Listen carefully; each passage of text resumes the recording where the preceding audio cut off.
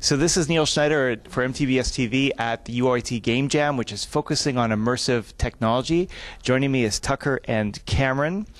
Now, you guys have interesting headgear. What are you wearing, Tucker? Well, I'm wearing the MindWave. It's a device that kind of reads your brain waves. It goes and looks at your attention and your like meditation state and a whole bunch of different brainwave frequencies, and you can then decide what you want to do with those. So what kind of things can you do with a device like this? You can make the Buckstein basher, but Okay. Let's talk about the Buckstein basher, because this seems to be the pivotal point of your game. So who's Daniel Buckstein? Daniel Buckstein he's our TA we're second year students, and so he taught us for animation, algorithms, and techniques last term, and he's teaching us intermediate graphics this term for our labs. And he's a great person. Like, we love him, great TA and everything, but we just thought it'd be really great if we had a game where you could punch him in the face. Okay. And so what happens is we're using two devices, the MindWave and the Leap Motion, which is, I'm just going to plug it, this little device right here. And so we use the MindWave to move a giant picture of Dan around, and so that's based on what your brainwaves are outputting. And then the Leap Motion actually reads hand gestures. It's kind of like a touch screen minus the screen, so there's a space you can interact with. So you actually have to punch him. Poor Dan. But and by the way, I know Daniel Buckstein as well. He was actually involved with some 3D gaming research we did a couple of years ago. So the first question I have for you is, for the NeuroSky, what role does it play in this game? How does it impact the game?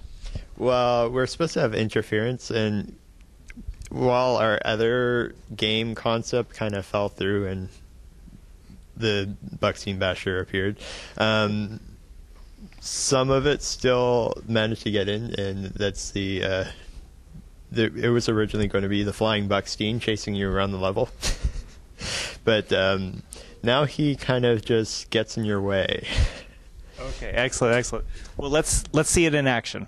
So, and by the way, we're going to have to sign some paperwork away to get approvals from Dan Buckstein. I'm making that up. Don't worry about that. Okay, so just a sec. Oh, we don't have to tell him. We'll tell him. We'll definitely tell him. So, basically, you just try to punch the blocks as they come.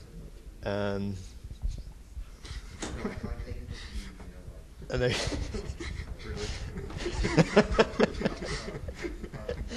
and he just kind of floats there. So that's gonna give me nightmares. Tucker just had this particular excellent shot of Buckstein lying around. Yeah, it was actually going to be one of my assignments for particles. Hello, I'm Jonathan Samarud. This is Bishop Osborne and Stephen McAvoy. We're team to be announced. So what we did was we made a labyrinth, and we were planning to incorporate the Leap Motion with it. So the main mechanic was tilting your hand and navigating through it. Alright, so basically it was a simple labyrinth that we were thinking of, but using the Leap Motion. So for example, if we want, and it used to tilt the board instead of moving the ball, so if you wanted the ball to go forward, we would tilt our hand forward, and that's how it would move around. Hi, I'm Justin Challenger. This is Chris Kashek and Bassem Todori, and we made the game Duck over the weekend. And it's pretty much a game where you use your hand to control the duck flying through a neighborhood, and it uses the leap motion to take control of where your hand is and tries to reposition the bird in that direction.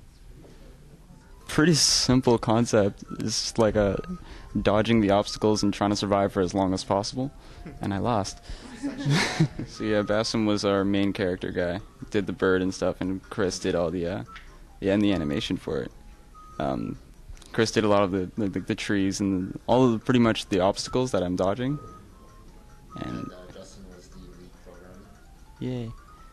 So I just collect my points, and that'll give me more time to try to fly throughout and dodge all these guys here.